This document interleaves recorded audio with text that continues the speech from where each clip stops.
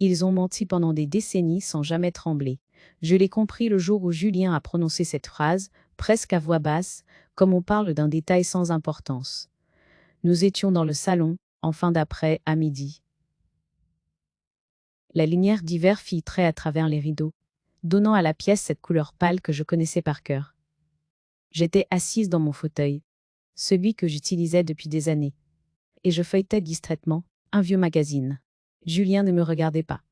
Il parlait à Claire, sa femme, debout, près de la fenêtre. Tout est réglé depuis longtemps.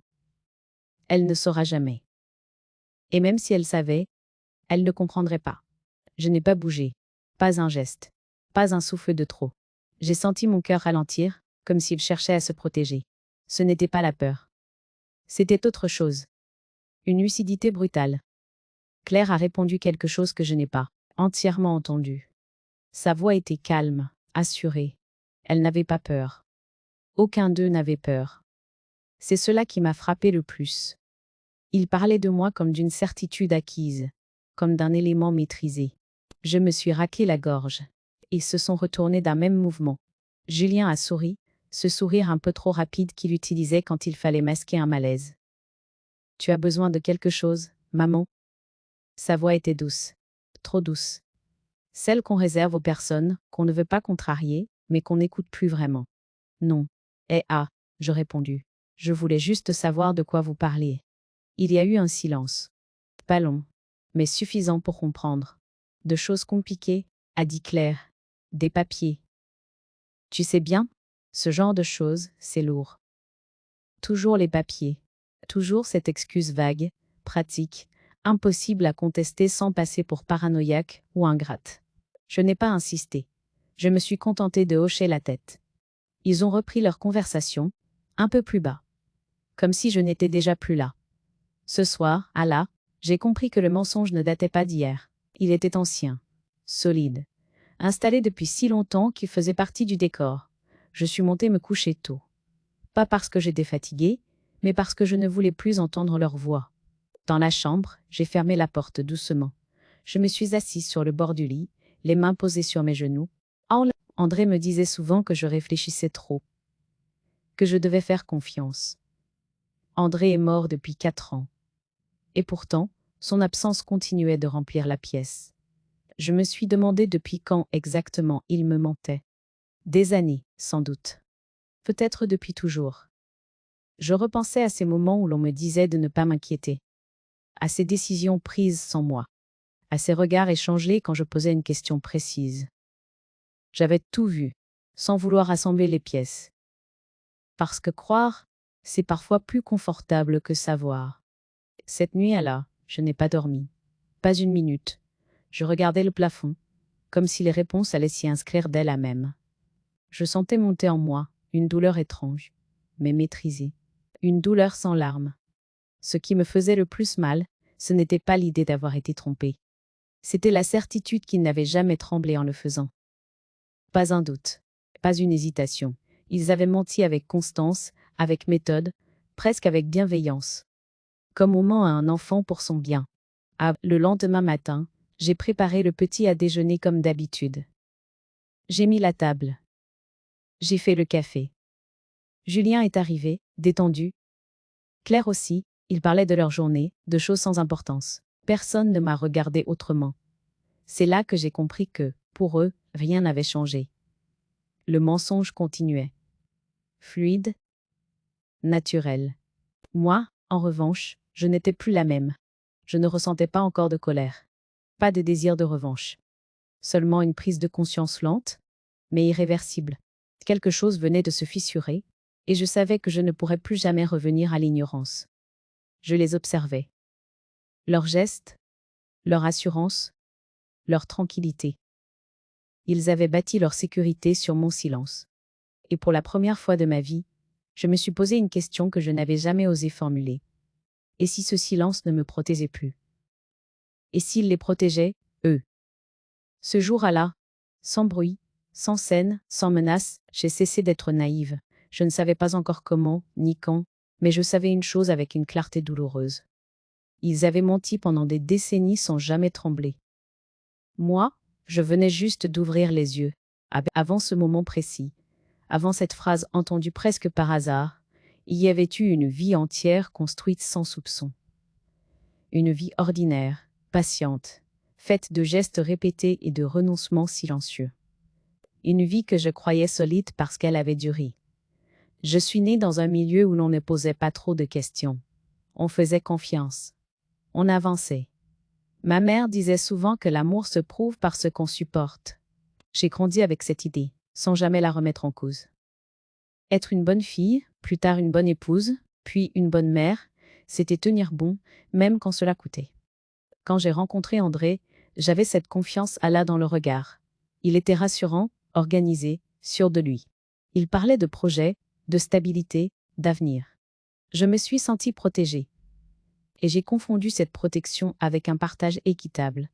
Nous nous sommes mariés jeunes, sans calcul, sans méfiance. La maison est venue rapidement après.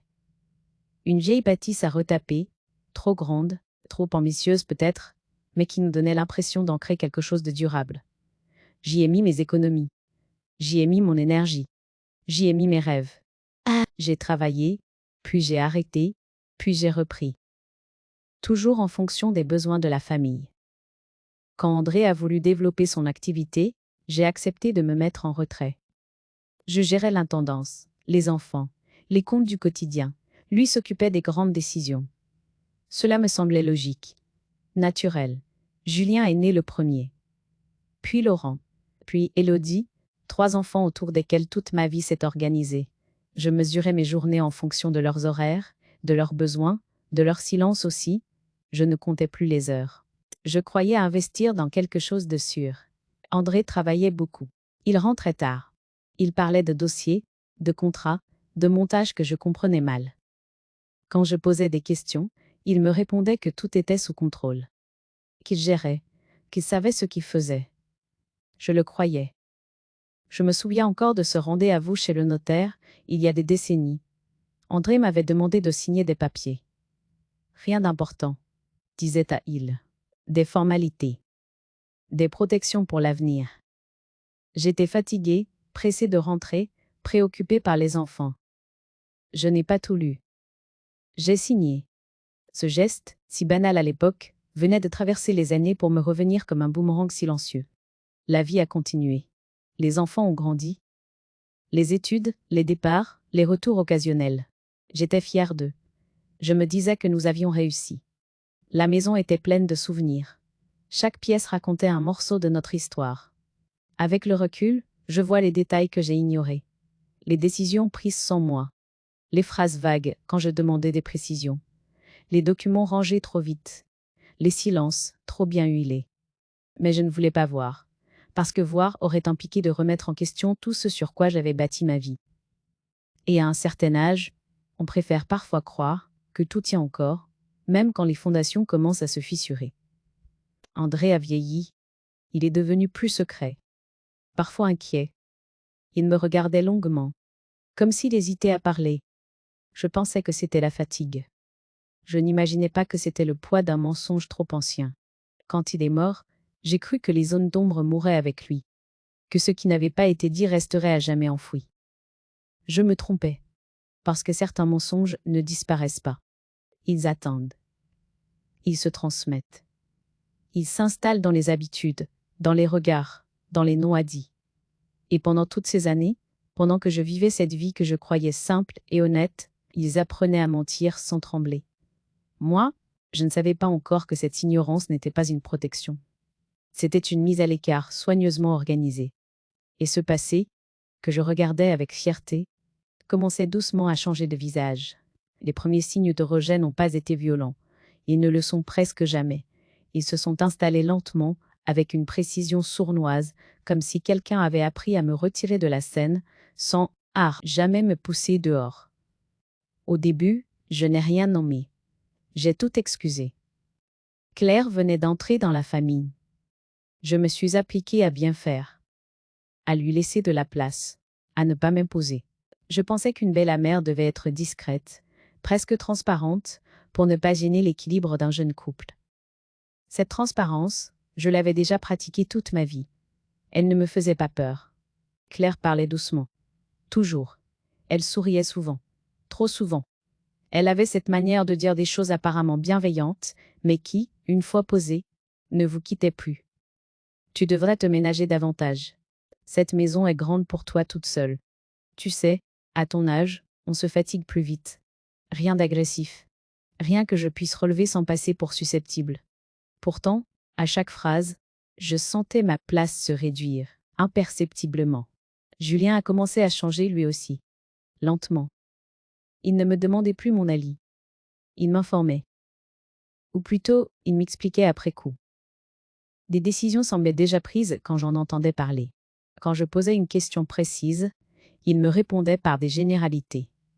Ou par ce mot que j'ai appris à redouter. Plus tard, Laurent suivait le mouvement. Il n'a jamais aimé les tensions. Il préférait se taire, se fondre dans le décor, éviter les confrontations. Son silence me blessait davantage que les paroles de Claire, parce qu'il avait toujours été celui qui me comprenait le sujet. À mieux, Élodie, elle, venait encore me voir. Mais ses visites étaient plus courtes. Elle regardait souvent son téléphone. Elle parlait vite. J'avais l'impression qu'elle craignait de rester trop longtemps. Seule avec moi, comme si quelque chose risquait de sortir, si nous avions trop de temps. Les humiliations ont pris la forme de détails du quotidien. Un jour, je suis rentrée des courses, et j'ai trouvé la cuisine réorganisée, les placards déplacés, certains ustensiles jetés. Des objets que j'utilisais depuis des décennies avaient disparu. Claire m'a expliqué que c'était plus pratique ainsi. Plus moderne. Elle n'a pas demandé mon avis. Elle n'a même pas pensé à le faire.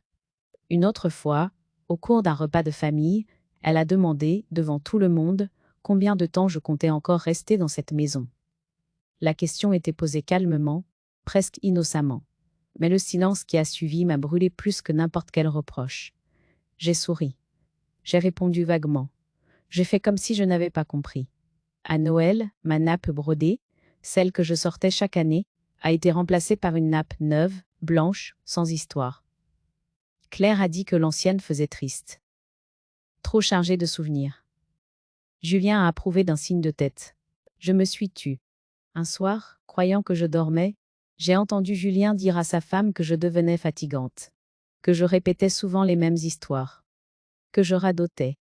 Je ne radotais pas. Je me souvenais.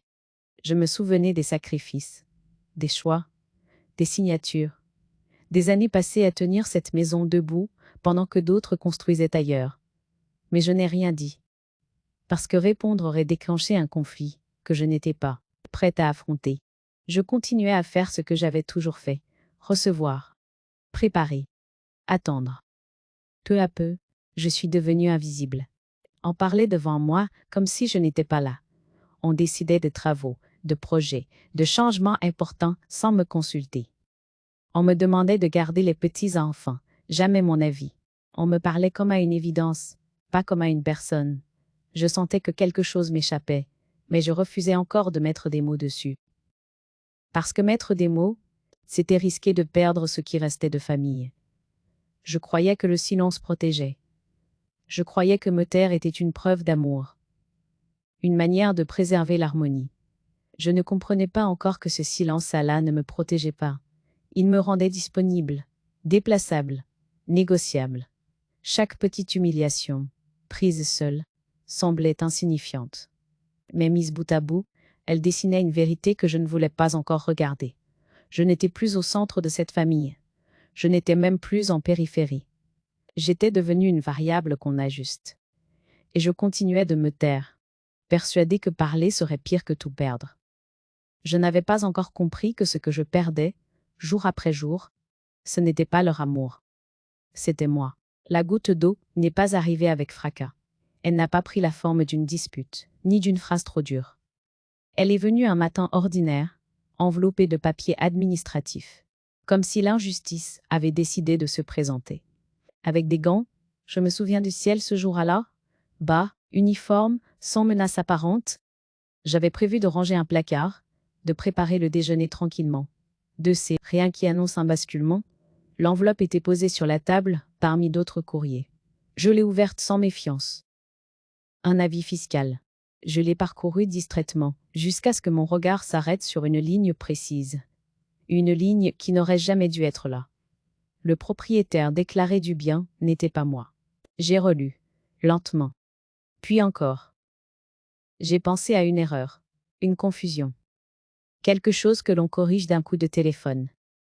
Mais plus je lisais, plus la certitude s'imposait. La maison était rattachée à une structure juridique dont je n'avais jamais entendu parler. Une société. Pas un nom, pas une personne. Une entité froide. Ma maison. Celle que j'avais habitée pendant des décennies. Celle où j'avais élevé mes enfants. Celle où j'avais accompagné mon mari jusqu'à la fin. Je me suis assise. Pas de panique. Pas de cri. Une sensation de vide, précise, presque clinique. Comme si l'air avait quitté la pièce. J'ai appelé Julien.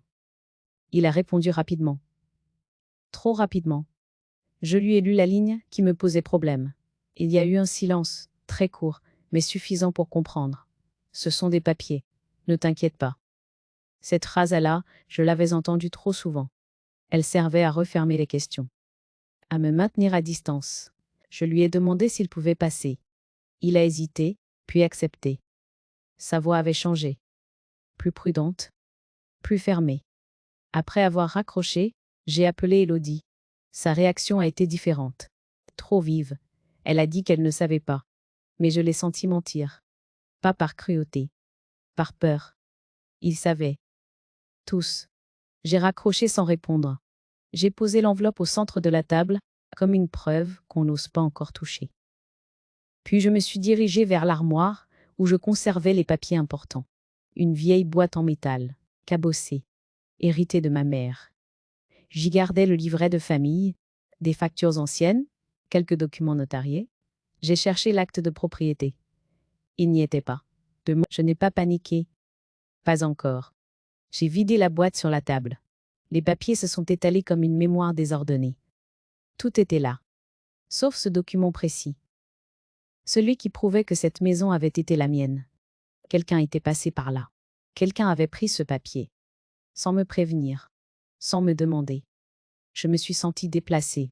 Pas volée. Déplacée. Comme un meuble qu'on change de pièce, parce qu'il gêne. Je suis montée au grenier. André y conservait ses dossiers. Des cartons alignés, des classeurs poussiéreux. Et, au fond, un tiroir fermé à clé. Je connaissais cette clé. Elle était sur son ancien trousseau, plus lourde que les autres. Je ne l'avais jamais utilisée. Je l'ai tournée. À l'intérieur, j'ai trouvé un dossier, une chemise cartonnée. Des documents soigneusement classés, des actes notariés, des signatures, des dates. Tout ce que je n'avais jamais vu. Je me suis assise sur une vieille chaise. J'ai ouvert le dossier. Je n'ai pas tout compris immédiatement, mais j'ai compris l'essentiel. Une renonciation, des montages juridiques, des transferts progressifs, une organisation patiente. Ce n'était plus une série de petites humiliations. Ce n'était plus une impression vague d'être mise à l'écart. C'était une stratégie. On avait décidé pour moi, à ma place, sur le long terme. Et surtout, on avait compté sur une chose précise, ma docilité, mon silence, ma confiance. Je me suis relevée lentement, pas de tremblement, pas de colère explosive. Quelque chose s'était simplement déplacé en moi. Une ligne intérieure venait d'être franchie. Je n'étais plus dans le doute, ni dans l'excuse, ni dans l'attente. Ce jour-là, j'ai compris que ce n'était pas seulement une question de maison ou d'argent. C'était une question d'existence, de place, de respect. Ils avaient menti pendant des décennies sans jamais trembler. Moi, pour la première fois, je ne tremblais plus. Et je savais, avec une clarté froide, que je ne resterai plus jamais du côté de celles qui acceptent sans comprendre. Les nuits qui ont suivi ont été les plus longues de ma vie, pas les plus agitées, les plus lucides. Je restais allongée, les yeux ouverts dans l'obscurité, à écouter le silence de la maison, comme on écoute. Un témoin qui, enfin, accepte de parler. Je ne pleurais pas, je ne criais pas, je pensais. Chaque scène du passé revenait, mais autrement. Les mots que je n'avais pas relevés, les gestes que j'avais minimisés, les décisions prises sans moi, que j'avais acceptées par fatigue ou par amour. Tout se réorganisait, comme si une lumière froide venait d'être allumée au-dessus de ma propre histoire. Je me suis demandé à quel moment exact j'avais commencé à disparaître. Était-ce le jour où j'avais signé sans lire? Le jour où j'avais préféré le calme à la vérité? Ou plutôt encore, quand j'avais appris que se taire était une vertu féminine, presque une obligation morale? Je repensais à ma mère, à sa manière de tenir debout sans jamais se plaindre, à ce qu'on appelait, dans sa génération, la dignité. Je comprenais soudain que cette dignité-là avait parfois servi de couverture à l'effacement. On appelait courage ce qui était, en réalité, une résignation bien habillée. Je me suis levée plusieurs nuits de suite. J'ai descendu les escaliers à pas lents. J'ai ouvert le dossier retrouvé au grenier et je l'ai relu. Encore. Et encore. Cette fois, sans détourner les yeux. Sans chercher d'excuses à André. Sans chercher de circonstances atténuantes à mes enfants. Les mots juridiques étaient secs. Froids.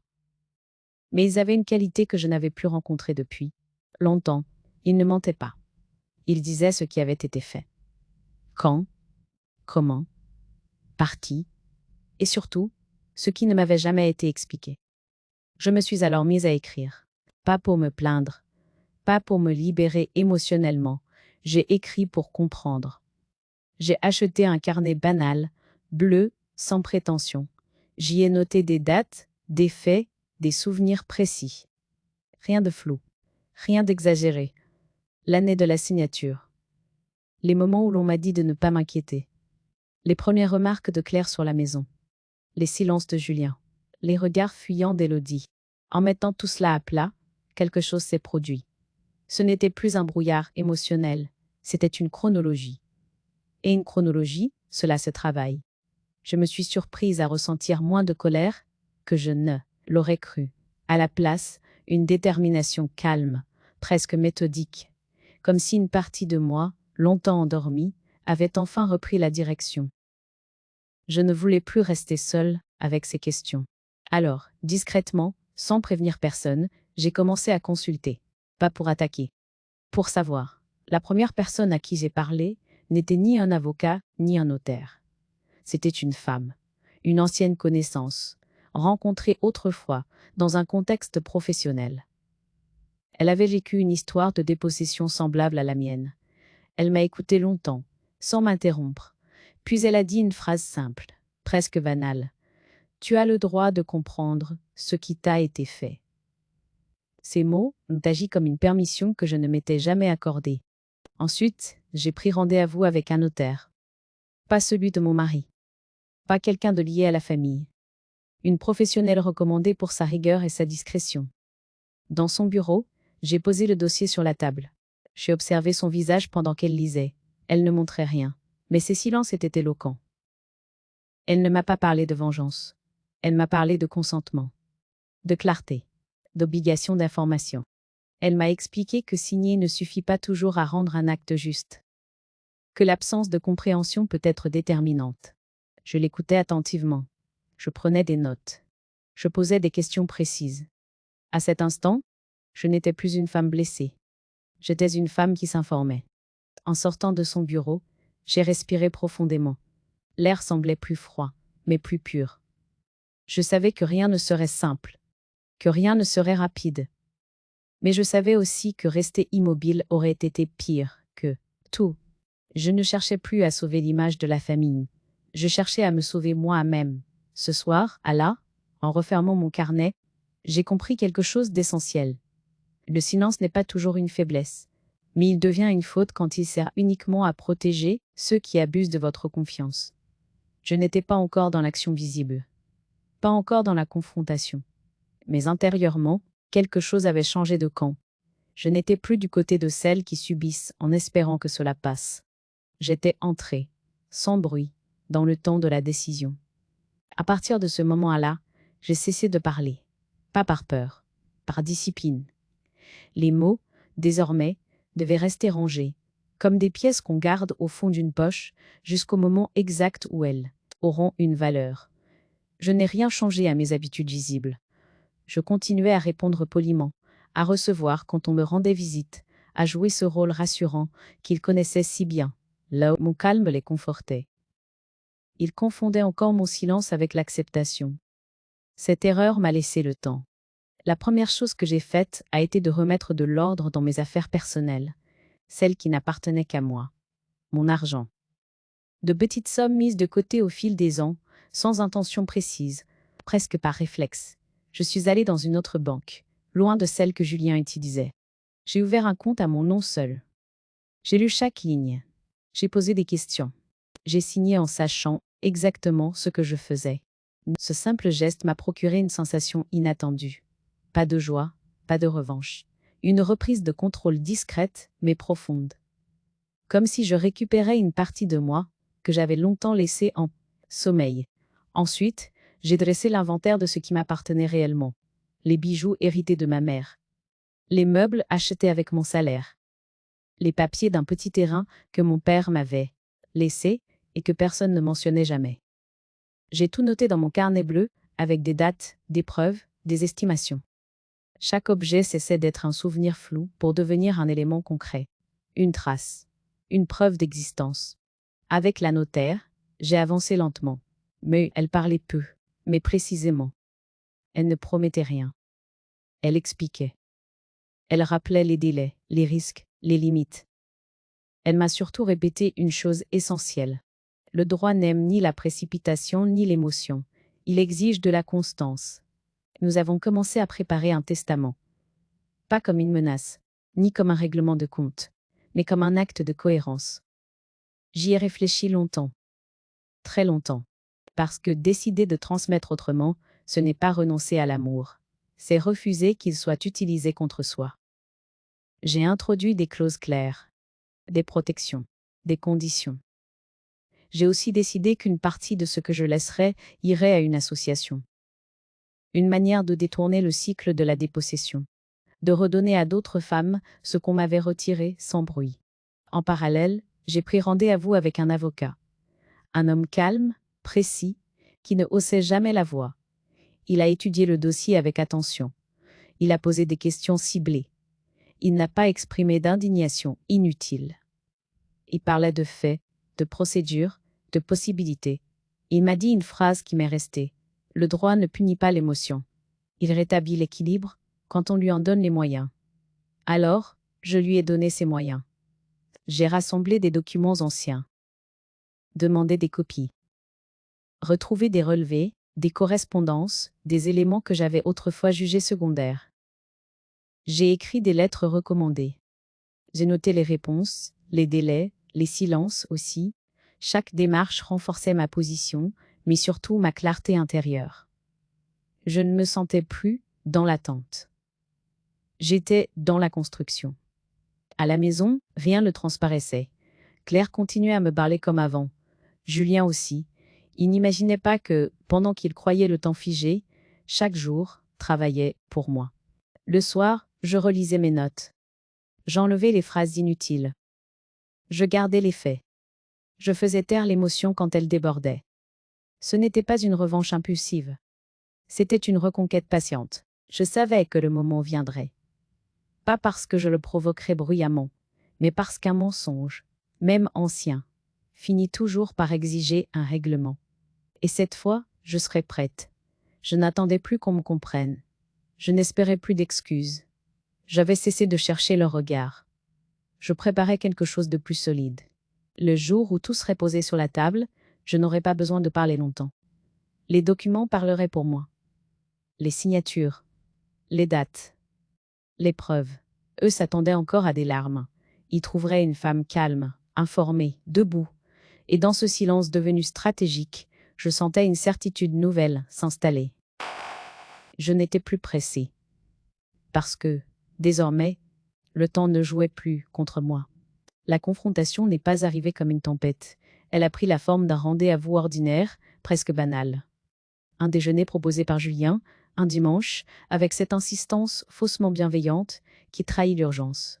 Il disait vouloir apaiser, parler calmement, trouver une solution raisonnable. Claire ajoutait que c'était important pour tout le monde. J'ai accepté sans discuter. Refuser aurait éveillé leurs soupçons. Accepter les a rassurés. La table était dressée avec soin. Trop de soin. Une nappe neuve, des plats préparés à l'avance, une mise en scène pensée pour donner l'illusion de l'harmonie. Claire s'affairait, souriante, sûre d'elle.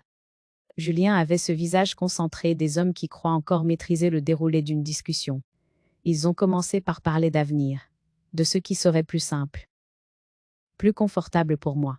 Ils utilisaient des mots choisis, enveloppants, comme on emballe une décision déjà prise. La maison était évoquée comme une charge, une évidence à régler, une étape logique. Je les ai laissés parler. Je les regardais comme on observe un mécanisme arrivé au bout de sa course. Je n'éprouvais ni colère ni peur, seulement une distance calme, presque irréelle. J'avais déjà quitté cette scène intérieurement. Quand ils ont terminé, un silence s'est installé. Claire souriait encore. Julien attendait ma réponse, convaincu qu'elle serait docile ou émotive. Il ne voyait pas ce qui avait changé. J'ai posé la chemise cartonnée sur la table, mon dossier. Le geste a été lent, délibéré. L'élastique était neuf.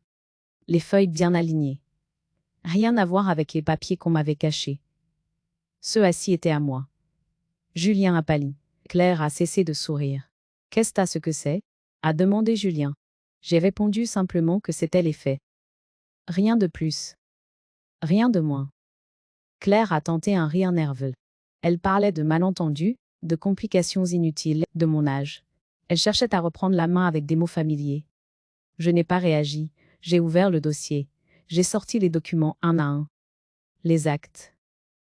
Les dates. Les signatures. La renonciation. Les transferts successifs. Chaque feuille posée sur la table retirait un peu de leur assurance. Le silence est devenu lourd. Julien lisait, de plus en plus lentement. Laurent, assis à l'écart, reculait presque imperceptiblement. Élodie avait porté la main à sa bouche, incapable de soutenir la scène. Claire s'est figée. Ses yeux parcouraient les pages trop vite. Elle cherchait une faille, une issue. Un mot à utiliser. « Tu n'as pas le droit de faire ça », a hâté à elle murmuré. Je l'ai regardée, sans animosité. J'ai le droit de savoir. J'ai le droit de comprendre. Et j'ai le droit d'agir. Julien a tenté de parler, de négocier. Il disait qu'on pouvait encore s'arranger, qu'il ne fallait pas aller trop loin, qu'on était une famille. À ce moment précis, on a sonné à la porte. Mon avocat est entré. Je l'avais invité sans en parler à personne. Comme tout le reste. Il s'est présenté calmement. Il a posé sa mallette. Il n'a pas élevé la voix. Il a exposé les faits, les options juridiques, les conséquences possibles. Sans menace. Sans émotion. Avec cette neutralité qui enlève toute possibilité de détour. Claire s'est levée brusquement. Elle accusait. Elle niait. Elle tentait de déplacer la responsabilité. Mais ses mots se perdaient. Il n'avait plus de prise. Julien ne parlait plus. Il regardait les documents comme s'ils révélaient une autre histoire, une autre famille. Moi, je restais assise. Je n'avais rien à ajouter. Ce jour-là, ils ont compris que le contrôle leur avait échappé. Que le mensonge qu'ils avaient entretenu pendant des décennies ne me tenait plus à distance, mais les exposait. Je n'ai pas jubilé. Je n'ai pas savouré leur trouble. J'ai simplement constaté que le piège s'était refermé sans violence. Ce n'était pas une ruse. C'était la vérité, posée sur la table, enfin. Et cette vérité-là, il ne pouvait plus la refermer. Après ce déjeuner, quelque chose s'est définitivement rompu. Pas dans le bruit, pas dans les cris, mais dans cette manière silencieuse dont se fissurent les choses qu'on croyait solides, parce qu'elles n'avaient jamais été contestées. Mais les jours suivants ont été étrangement calmes. Aucun message, aucun appel. Comme si chacun retenait son souffle, cherchant où se placer maintenant que le centre avait disparu. Je n'ai rien fait pour rompre ce silence. J'avais compris qu'il ne m'appartenait plus de réparer ce que le mensonge avait tenu artificiellement ensemble. Laurent a été le premier à revenir vers moi. Il est passé un soir, sans prévenir, les épaules basses, le regard fuyant. Il parlait vite, trop vite, comme s'il craignait que le courage ne l'abandonne s'il s'arrêtait une seconde. Il disait qu'il ne savait pas tout, qu'il avait suivi, qu'il n'avait jamais voulu me faire de mal. Je l'ai laissé parler jusqu'au bout. Puis je lui ai dit, doucement, que ne pas vouloir voir n'efface pas ce qu'on accepte. Par son silence. Il n'a pas protesté. Il a baissé la tête. Il est reparti sans colère, mais plus lourd qu'en arrivant. Ce n'était pas une punition. C'était une prise de conscience tardive. Élodie est venue quelques jours plus tard. Elle a pleuré longtemps, assise à la table de la cuisine, celle où tant de décisions avaient été prises sans moi. Elle a reconnu qu'elle avait compris depuis des années. Qu'elle avait eu peur. Peur de détruire la famille, disait à elle. Peur d'être celle qui déclenche l'explosion. Je lui ai pris la main. Je lui ai dit que je comprenais cette peur mieux que quiconque. Que je l'avais portée moi aussi, trop longtemps. Je ne lui ai pas reproché son silence. Je lui ai seulement dit que la peur protège rarement ceux qu'on aime. Elle est repartie apaisée, mais changée, comme quelqu'un qui accepte enfin de regarder une vérité qu'il avait tenue à distance. Julien, lui, s'est enfermé dans le déni. Il a appelé plusieurs fois, sa voix oscillant entre la colère et l'incompréhension. Il disait que je détruisais tout, que je faisais éclater la famille, qu'il n'y avait pas besoin d'aller si loin. Je l'écoutais sans répondre. Il refusait de voir que ce qui se brisait n'était pas la famille, mais l'illusion qui la maintenait debout. Claire a tenté de reprendre la main.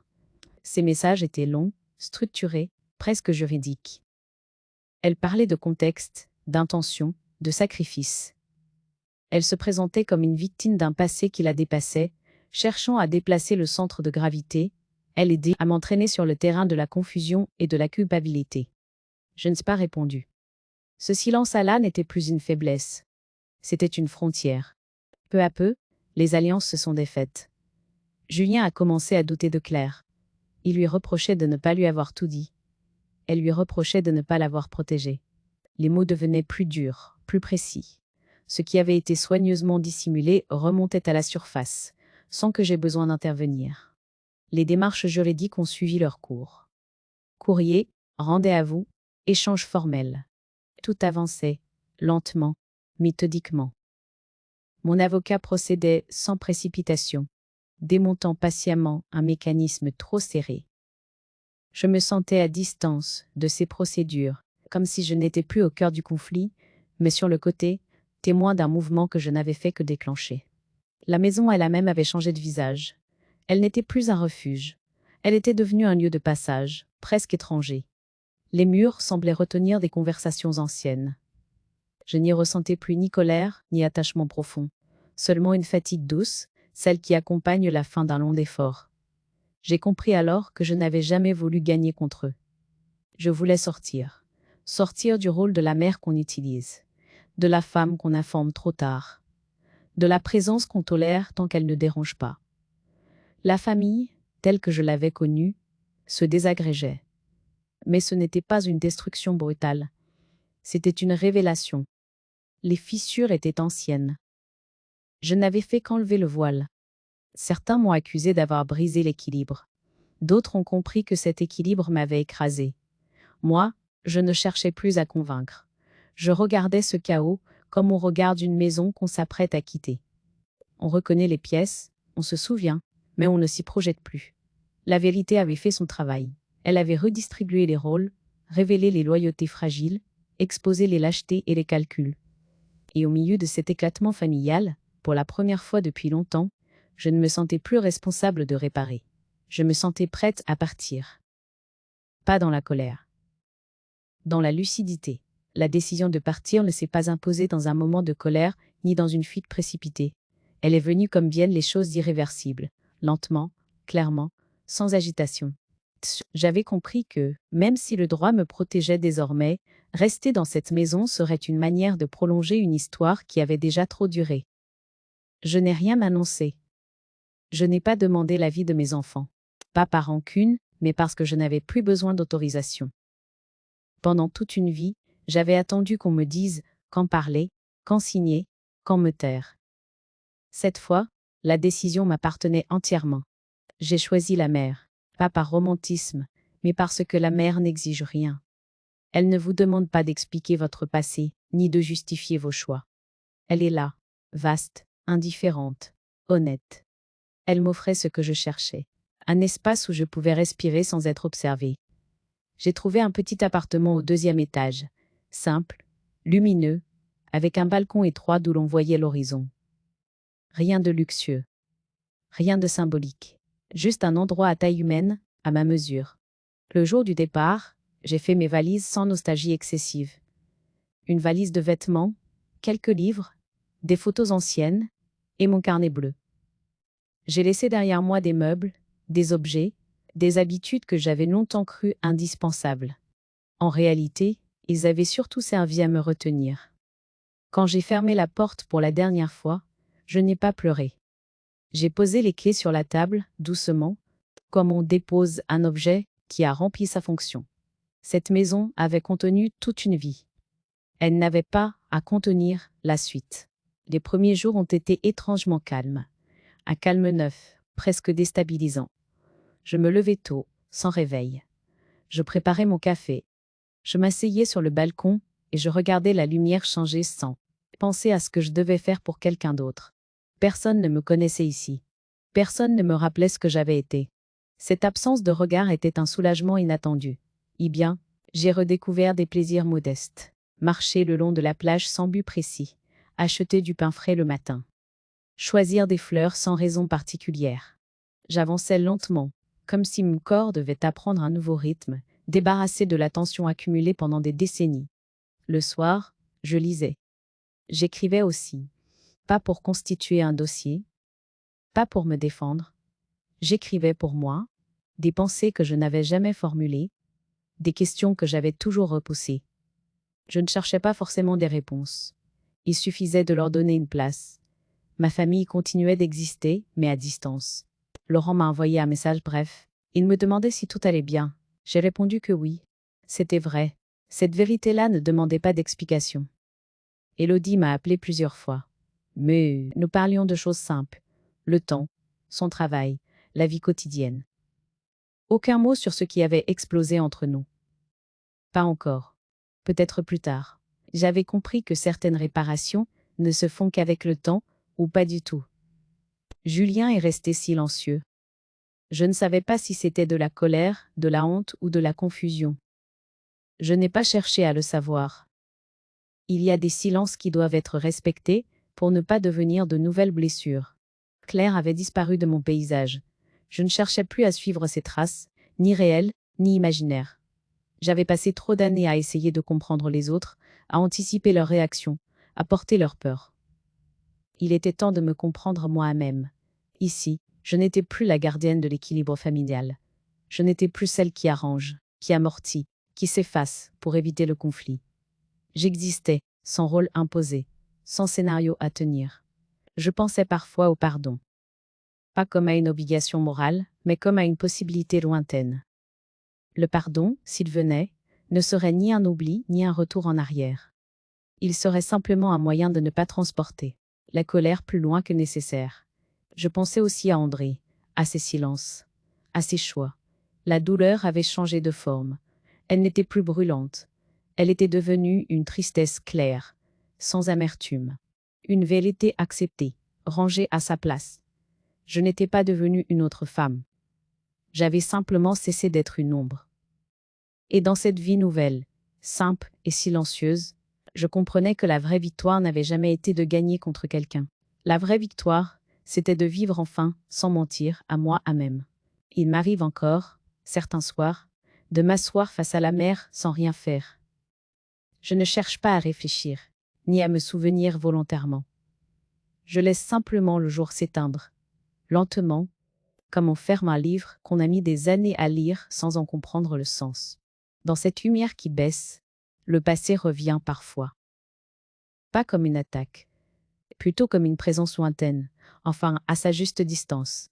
Je revois la femme que j'ai été, celle qui croyait que l'amour se prouvait par l'endurance, celle qui pensait que se taire était une forme de sagesse, celle qui signait sans lire parce qu'elle faisait confiance, et qui appelait cela la paix. Je ne la méprise pas, je ne la renie pas. Je la regarde avec une douceur que personne ne lui a offerte à l'époque. Elle a fait ce qu'elle a pu, avec ce qu'elle savait. Elle a aimé. Elle a tenu. Elle a cru. On parle souvent du courage comme d'un éclat, d'une rupture nette, d'un geste spectaculaire, mais le courage que j'ai appris tard n'a rien de théâtral. Il ressemble à une chaise qu'on tire vers soi pour enfin s'asseoir. Il ressemble à une date qu'on note dans un carnet, à un document qu'on relit, à un silence qu'on choisit, non plus par peur, mais par lucidité. Je n'ai pas gagné contre ma famille. Cette idée ne me parle pas. Elle suppose des camps, des vainqueurs, des perdants. Ce n'est pas ainsi que je vois les choses. J'ai cessé de perdre contre moi à même. J'ai cessé de me trahir pour préserver une paix qui n'existait que pour les autres. Parfois, je reçois encore des messages, des phrases courtes, prudentes, des tentatives de rapprochement qui hésitent, qui ne savent pas encore quel ton employer. Je n'y réponds ni avec froideur, ni avec empressement. J'ai compris que l'amour n'a pas besoin d'être immédiat pour être sincère, et qu'il a surtout besoin de limites pour ne pas devenir une forme de violence douce. Je sais que, pour certains, je resterai celle qui a tout fait éclater, celle qui a osé ouvrir ce qu'il valait mieux laisser fermer. Je comprends cette colère.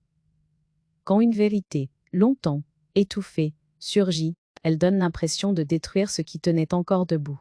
Il est plus simple d'accuser celles qui soulèvent le couvercle que ceux qui ont empilé les mensonges. Je n'ai jamais cherché à humilier. Je n'ai jamais voulu punir. Je n'ai pas parlé plus fort que nécessaire. J'ai simplement refusé de continuer à vivre dans un rôle qu'on avait écrit sans moi. Il y a un prix à cela. La lucidité isole parfois. Elle vous laisse seul face à ce que vous n'êtes plus. Mais cette solitude n'est pas un vide. C'est un espace. Un espace où l'on peut respirer, sans se justifier, où l'on peut exister sans demander la permission. Si je raconte cette histoire aujourd'hui, ce n'est pas pour régler des comptes. C'est pour m'adresser à celles et ceux qui se reconnaîtront dans les marges. À celles qui tiennent tout, depuis trop longtemps. À celles à qui l'on dit d'attendre encore, de comprendre, de ne pas faire de vagues. À celles qui croient que leur silence est une preuve d'amour, alors qu'il est parfois une disparition progressive. Là, je voudrais leur dire qu'il n'est jamais indécent de vouloir comprendre. Qu'il n'est jamais trop tard pour ouvrir un dossier, poser une question, demander des explications. Que le droit n'est pas une arme brutale, mais un outil. Et que la dignité ne consiste pas à tout s'accepter, mais à savoir quand s'arrêter. Je ne dis pas que c'est facile. Je ne dis pas que cela ne fait pas mal. Je dis seulement que rester dans l'ombre détruit, plus sûrement que la lumière, même quand cette lumière est crue et inconfortable.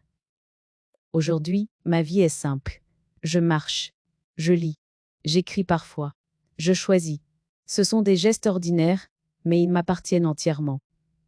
Et pour la première fois, je n'ai pas l'impression de vivre une existence prêtée. Je ne sais pas ce que l'avenir me réserve. Peut-être des retrouvailles. Peut-être des silences définitifs. Je n'essaie plus de tout anticiper. J'ai compris que la paix ne vient pas de la certitude, mais de l'alignement entre ce que l'on sait et ce que l'on accepte. Alors, s'il ne devait rester qu'une phrase, une seule, gravée, sans colère, ni triomphe, mais avec la clarté acquise trop tard, ce serait celle-ci.